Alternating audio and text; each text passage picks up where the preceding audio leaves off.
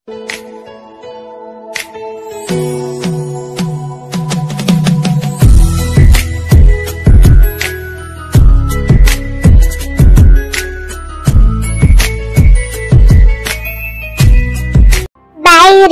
টিপি টিপি বৃষ্টি পড়ছে। জানালার পাশে বিছানায় শুয়ে ছেলেটি কিছু ভাবছে আর সিগারেট টানছে। ধ্যাত, মাথাটা এত কেন ব্যথা করছে? এমনিতেই টেনশনে আছি। আম্মু আর বোন আজই আসছে গ্রাম থেকে এখানে। এখন আমি কি করব? আম্মু তো আয়ুকে দেখতে আসছে। এখন আমি আয়ুকে কোথায় পাবো? ধ্যাত, কিছু ভালো লাগে না।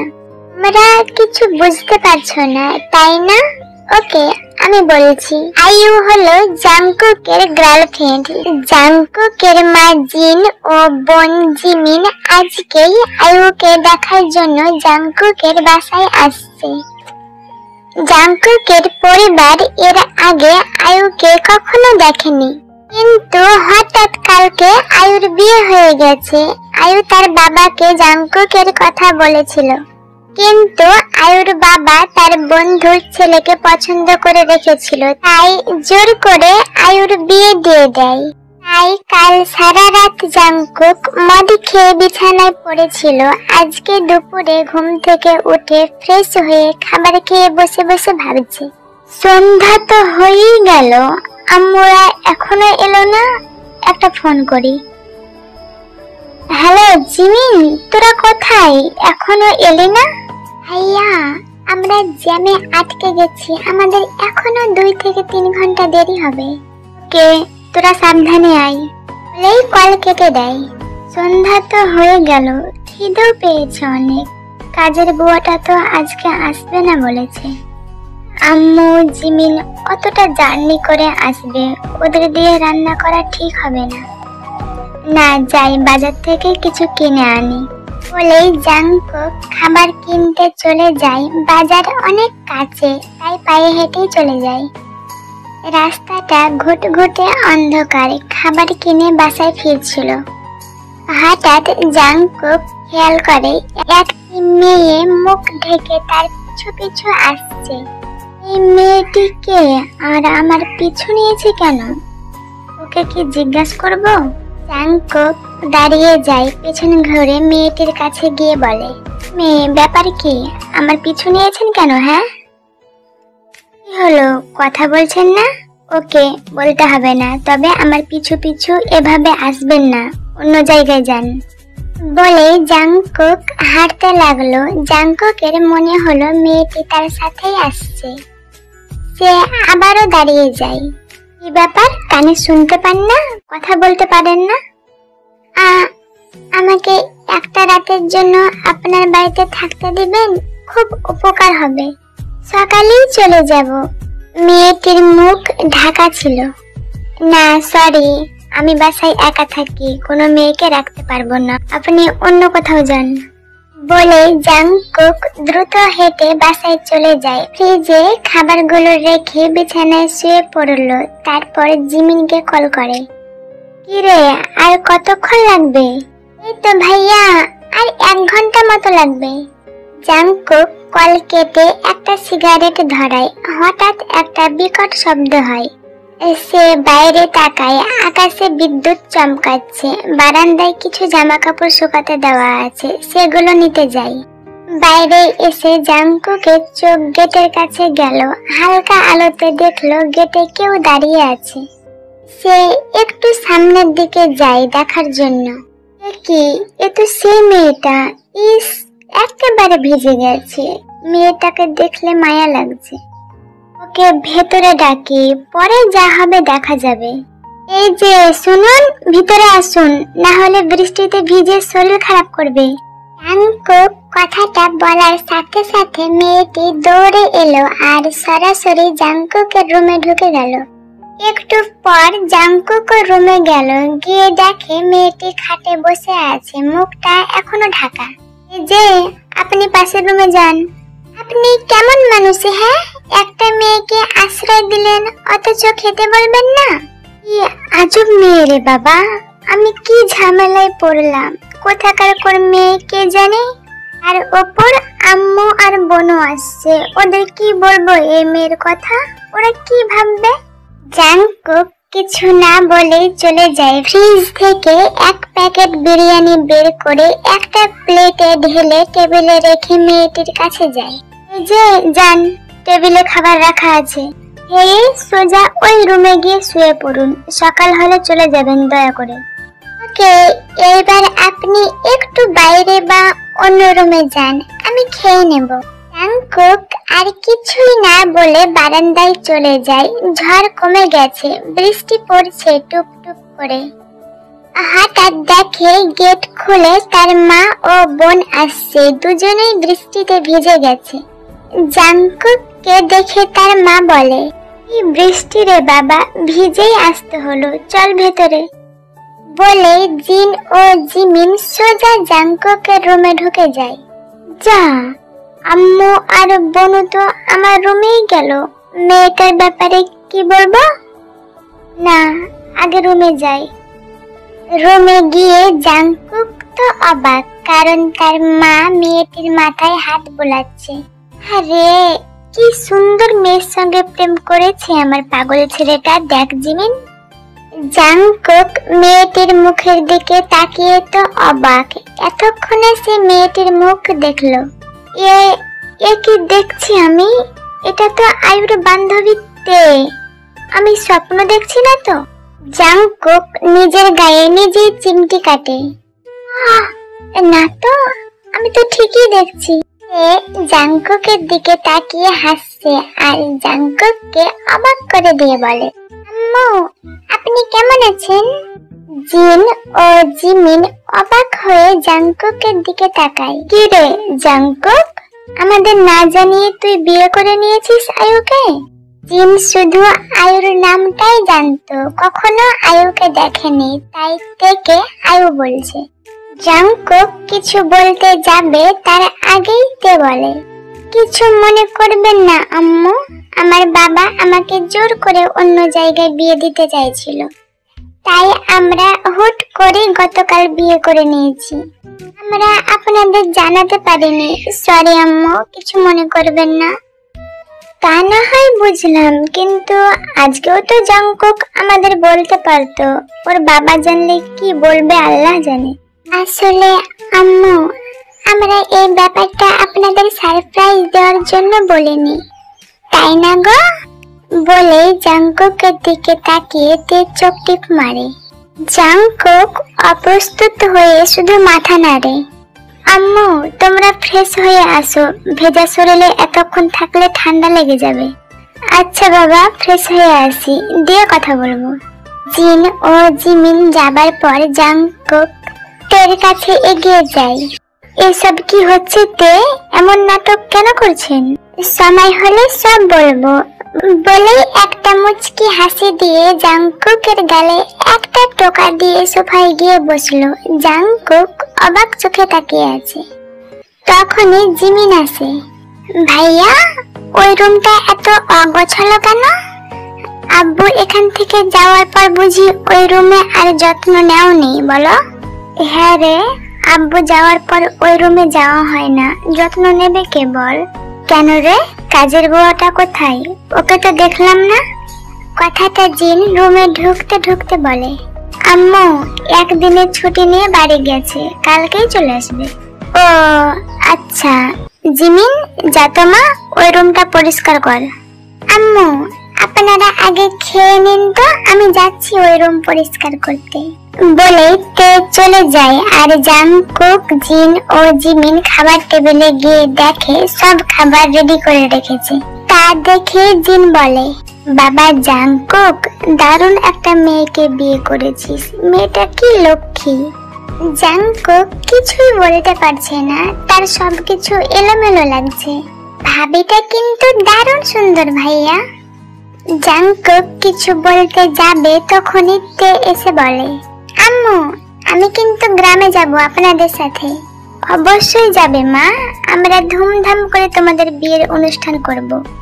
কিন্তু জাংকুককে তো অফিস দেখতে হবে, ওর বাবা তো বাইরে গেছে। তো কি হয়েছে, আমরা ভাবিকে নিয়ে চলে যাব, আব্বু আসলে ভাইয়া আর আব্বু আসবে, তারপর বিয়ের অনুষ্ঠান হবে। আরে ও তো 1 সপ্তাহের ছুটি নিয়েছে। এই মেয়ে জানলো কিভাবে আমি 1 সপ্তাহের ছুটি নিয়েছি?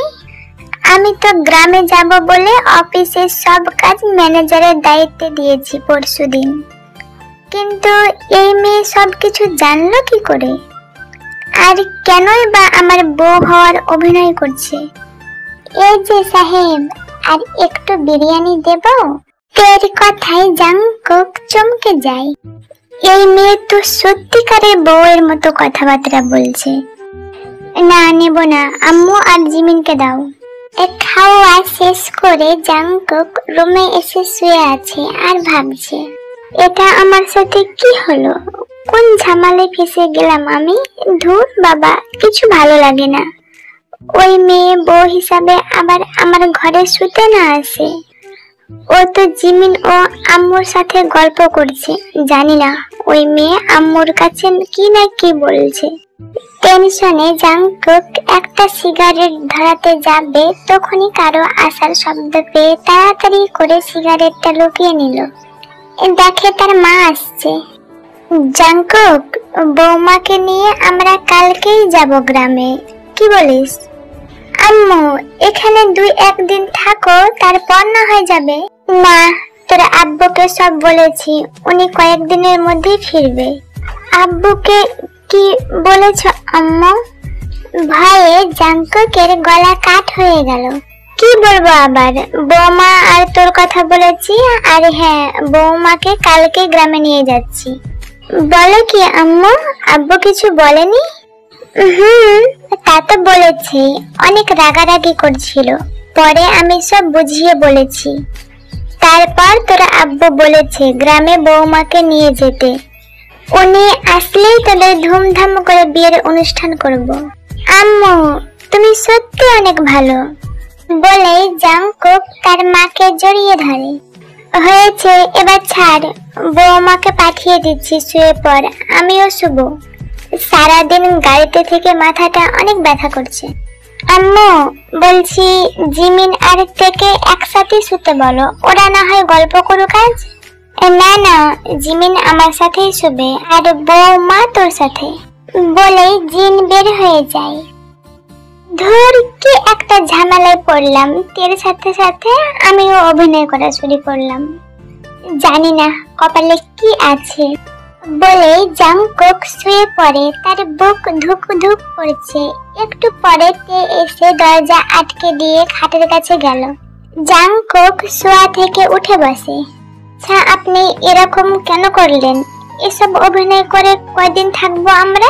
এটা আপনার লাভ কি বলেন তো? সময় হলে সব জানাবো কেন আপনার বউয়ের অভিনয় করছি। আমি জানি এতে আপনার খুব বেশি সমস্যা হবে না, তবু এইটুকু ম্যানেজ করে নিন প্লিজ। সময় হলে সব জানাবো আর চলে যাব অনেক দূরে, বলেই তে একটা দীর্ঘশ্বাস ছেড়ে খাটে বসে পড়ল। বলছি, একটা চাদর থাকলে দিন, আমি নিচে বিছানা করে শুয়ে পড়ি। ওকে, বাট আপনি নিচে শুবেন এটা কেমন দেখায়? তার চেয়ে আপনি ওপরে শুন, আমি নিচে শুয়ে পড়ছি। আপনার ওপর আমার বিশ্বাস আছে বলেই আপনার ঘরে আশ্রয় নিয়েছি। খাটটা তো ছোট না, আমি ওই প্রান্তে শুয়ে পড়ি, আপনি এই প্রান্তে শুয়ে পড়ুন, খারাপ কিছু মনে করবেন না। আপনার সম্পর্কে খুব ভালোভাবে জানি বলেই বিশ্বাস আছে, আপনি বিশ্বাস করতে পারেন আমায়। কে?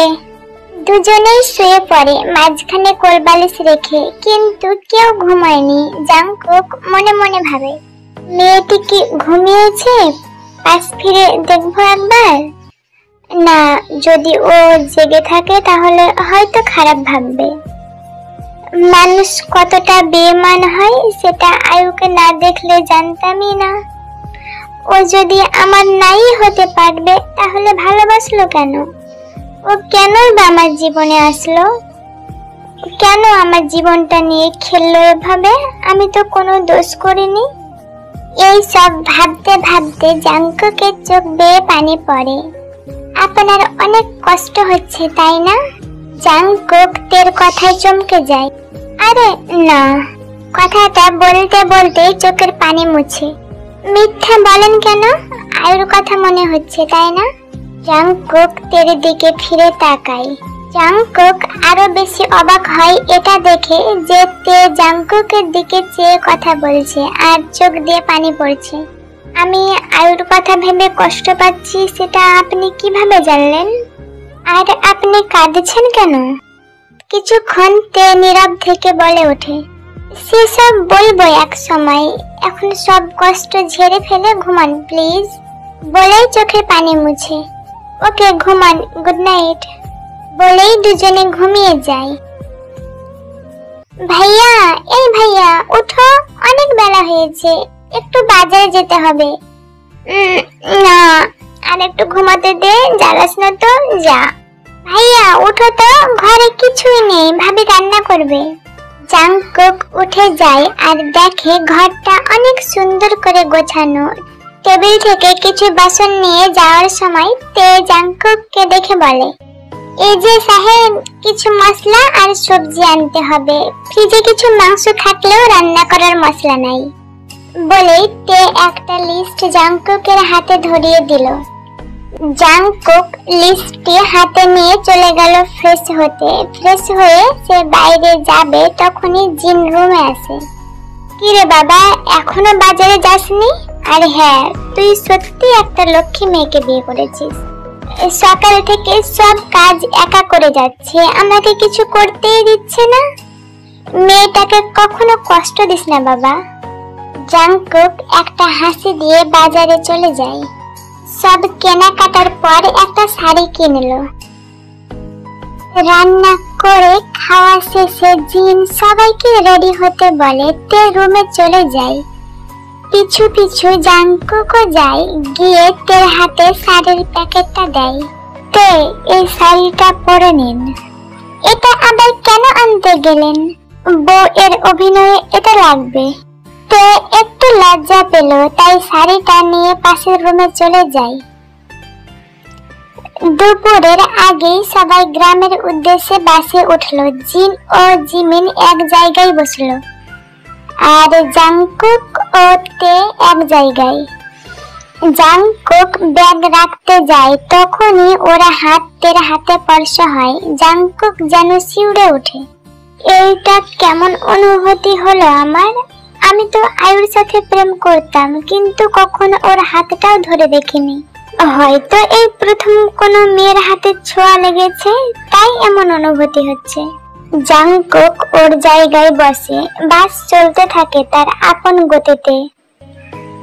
কিছুক্ষণ পর জাংকুক পেছনে তাকিয়ে দেখে জিমিন তার মায়ের কাঁধে মাথা রেখে ঘুমিয়ে গেছে।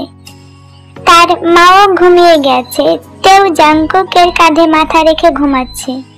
তার চুল থেকে মিষ্টি একটা ঘ্রাণ আসছে। জাংকুকের বেশ ভালোই লাগছে। মেয়েটার মুখটা কতটা মায়াবী। ও কেন এই মিথ্যা নাটক করছে? আমি কখনো ওর চোখে খারাপ কিছু দেখিনি। ওর রহস্য না জানা পর্যন্ত ওকে কিছু বলতেও পারছি না। মেয়েটি আমাকে বিশ্বাস করে, তাই এমন অভিনয় করছে। জানি না এর শেষ কোথায়। প্রায় 8 ঘন্টা পর তারা গ্রামে এসে পৌঁছায়। গাড়ি থেকে নেমে জাংকুক অবাক হয়ে যায়, কারণ 10 থেকে 12 জন তেকে ঘিরে রেখেছে। তাদের মধ্যে 2 জন জাংকুকের চাচাতো ভাবি। এই, তোমরা সরো তো, আমাদের দেবরের সুন্দরী বউটাকে আগে ঘরে নিয়ে যাই, তারপর তোমরা ভালো করে দেখো। সবাই তেকে ঘরে নিয়ে যায়। পাড়ার সবাই জাংকুকের বউকে দেখার জন্য ভিড় করেছে। জাংকুকের শহরের বউ বলে কথা। এসব দেখে জাংকুকের বিরক্ত লাগছে, আবার ভালো লাগছে, কারণ সে এই গ্রামেই ছোট থেকে বড় হয়েছে। অনেক দিন পর সবাইকে দেখতে পাচ্ছে। জাংকুক একটা লুঙ্গি নিয়ে গোসল করে নিল।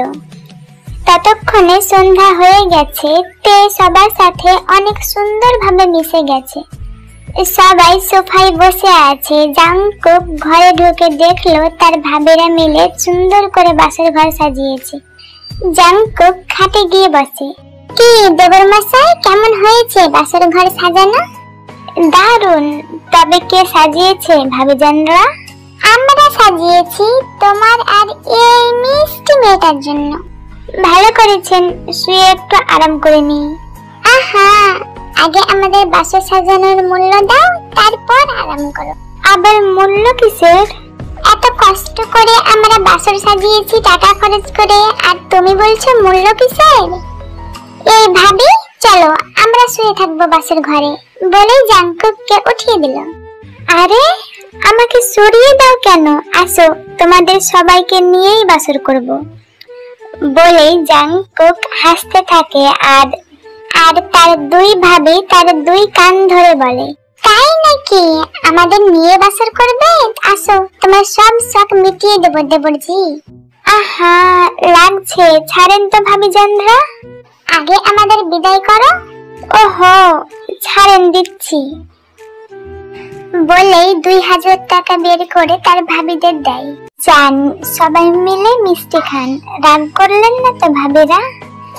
আসলে বাসরের মূল্য তো কেউ দিতে পারে না, আমি শুধু মিষ্টি খেতে দিলাম। আরে না, আমরা এতেই অনেক খুশি। সবাই চলে যায়। সে তের দিকে তাকিয়ে দেখে তে মিষ্টি করে হাসছে, তাকে একদম পরীর মতো লাগছে। তখনই জাংকুকের কাকি আসে রুমে। বাবা জাংকুক, বৌমাকে নিয়ে খেতে আসো। জাংকুক তেকে নিয়ে খেতে চলে যায়। খেতে বসে জাংকুক খেয়াল করে তে অনেক খুশি। এখানে খুশি তো হবেই, বাড়ির এতগুলো মানুষ তাকে অনেক আদর করছে। রাত প্রায় 9টা বাজে। গ্রামে 9টা মানে অনেক রাত। জাংকুক গ্রামের বন্ধুদের পাল্লায় পড়ে মদ খেয়ে ফেলেছে, আগে কখনো খায়নি। শহরে একবার খেয়েছিল আয়ুকে ভোলার জন্য, তাই আর না করেনি। জাংকুকের বন্ধুরা তাকে বাড়ি পৌঁছে দেয়। সে নেশায় মাতালের মতো হয়ে গেছে। জাংকুক ঘরে ঢুকতে তার ভাবি ও কাজিনরা বের হয়ে গেল। যাবার সময় তার ভাবি কানে কানে বলে, বাসর উদ্বোধন করো দেবরজি। জাংকুক গিয়ে খাটে শুয়ে পড়ে। তার মাথাটা বেশ ঘুরছে, নেশাটা অনেক বেশি হয়ে গেছে। তে দরজা আটকে খাটে গেল। খাটটা অনেক ছোট। জাংকুক চোখ বুজে আছে। হঠাৎ কপালে হাতের স্পর্শ পেয়ে চোখ খুলল। কিছু খেয়েছেন? এসব কেন খান? বলে তে কান্না করে। এ কি, কাঁদছেন কেন? আমার কিছু হয়নি তো, মাথাটা শুধু ঘুরছে। বললেই হলো, আপনি তো কাঁপছেন। ওকে, কাঁদবেন না, সরি, আর কখনো খাবো না। ওকে, আম্মুকে ডেকে আনি। বলে তে খাট থেকে নামতে যাবে, তখনই জাংকুক তের হাত ধরে ফেলে। এই, মাথা খারাপ নাকি আপনার? এমন অবস্থায় আম্মু যদি আমায় দেখে কি ভাববে বলুন তো? জাংকুক তের হাতে হ্যাকচা টান দিতে তে জাংকুকের বুকের উপর পড়ে যায়। জাংকুক নেশার ঘরে তেকে জড়িয়ে ধরে। জাংকুক তেকে একবারে নিজের সাথে মিশিয়ে নিয়েছে। জাংকুকের খেয়ালও নেই যে ওরা স্বামী স্ত্রীর অভিনয় করছে। হঠাৎ এক ঝটকায় তে জাংকুকের ওপর থেকে উঠে পড়ে। তে প্রচন্ড হাঁপাচ্ছে, চোখ বেয়ে পানি পড়ছে। সরি, নেশার ঘরে মাতাল হয়ে এমনটা করে ফেলেছি, প্লিজ ক্ষমা করে দিন আমায়। আচ্ছা ঠিক আছে, আপনি ঘুমান। বলে তে কান্না করতে থাকে। এই, আপনি কে বলুন তো? আপনার এই কান্না আমার অনেক চেনা, কিছু মনে করিয়ে দেয়, যেন আপনাকে যুগ যুগ ধরে চিনি। কি মনে হয় আপনার? এই কান্না কার হতে পারে? বলে তে আরো জোরে কান্না করতে থাকে। আমি যার কথা ভাবছি সে নয় তো? জাংকুক তেকে ঘুরিয়ে পিঠ থেকে শাড়িটা সরিয়ে যা দেখলো, সেটা দেখে জাংকুক তেকে পেছন থেকে জড়িয়ে ধরে আর কান্না করতে থাকে। সাথে তেও কাঁদছে। একটু পর শান্ত হয়ে তেকে জাংকুক তার দিকে ঘুরায়। আগে কেন তোর পরিচয় দিসনি ভি? কি করে দিতাম? 7 বছর পর যখন তোর কাছে গেলাম তখন দেখি তুই অন্য কারোর হয়ে গেছিস।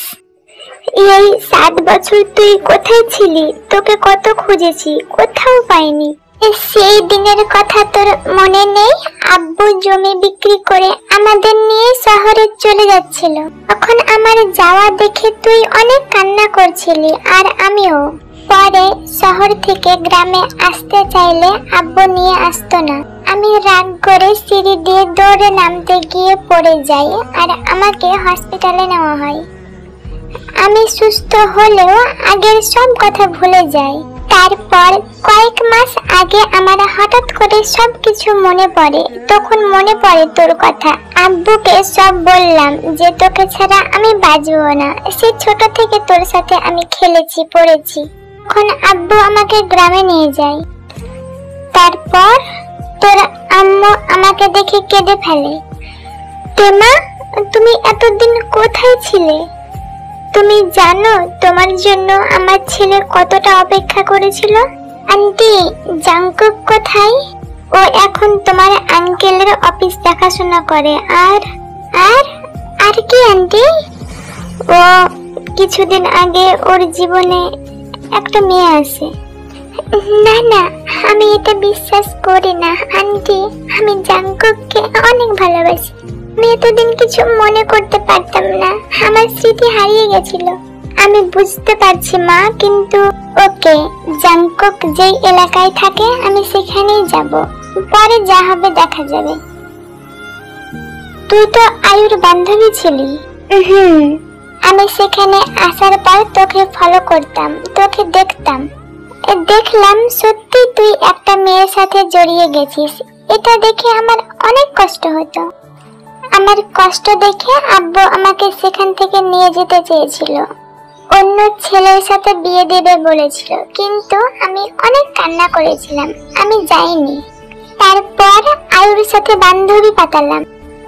তুই ওর সাথে আমাকে দেখেও চিনতে পারিসনি, এমনকি আমার তে নামটাও ভুলে গেছিলিস। কারণ তুই কখনো আমাকে তে বলে ডাকতিক না, আমায় তুই ভি বলে ডাকতি। আমি তোর সাথে আয়ুকে দেখে অনেক কষ্ট পেতাম। ভেবেছিলাম তোর আর আয়ুর মাঝখানে দেওয়াল হব না, চলে যাব অনেক দূরে। কিন্তু ওই দিন আয়ুর সাথে আর তোর মাঝে একটা জিনিস খেয়াল করলাম। তুই ওকে ভালোবাসলেও তোদের চলাফেরা কেমন যেন সন্দেহ হলো। তখন আমি আয়ুর সাথে আরো বেশি বেশি মিশতে লাগলাম। এক সময় আয়ুকে বলেই ফেললাম, আয়ু, তোমরা বিয়ে কবে করবে? ছেলেটা তোমাকে অনেক বেশি ভালোবাসে। কথাটা শুনে আয়ু একটা দীর্ঘশ্বাস ছাড়লো। তে, আমি একটা অনেক বড় ভুল করে ফেলেছি। ভুল? কিন্তু কি ভুল? আমি জাঙ্কুককে কখনোই বিয়ে করতে পারবো না। আমার বিয়ে ঠিক হয়ে আছে বাবার বন্ধুর ছেলের সাথে। আমরা প্রেমও করি, তাই তো আমি কখনোই জাঙ্কুককে আমার হাতটাও ধরতে দিইনি। আয়ুর কথাগুলো শুনে তে অনেক কষ্ট পায়। তাহলে তুমি জাঙ্কুকের জীবন নিয়ে কেন খেলছো? ও সত্যি তোমাকে অনেক ভালোবাসে। হ্যাঁ, ছেলেটা অনেক ভালো। আমি একটু টাইম পাস করার জন্য ছেলেটার পেছনে লাগি, ভালোবাসার প্রস্তাব দিই, কিন্তু ও রাজি হয়নি। বলেছিল ও নাকি গ্রামের এক মেয়েকে অনেক ভালোবাসে, সে কোথাও হারিয়ে গেছে, একদিন সে ঠিক ফিরবে। কিন্তু আমি কেন জানি ওর প্রতি দুর্বল হয়ে পড়লাম। ওর মুখ থেকে ভালোবাসি কথাটা শোনার জন্য অনেক দিন ওর পিছু পিছু ঘুরে কোনো সাড়া পাইনি। তখন আমি ওকে বলি আমি আত্মহত্যা করব।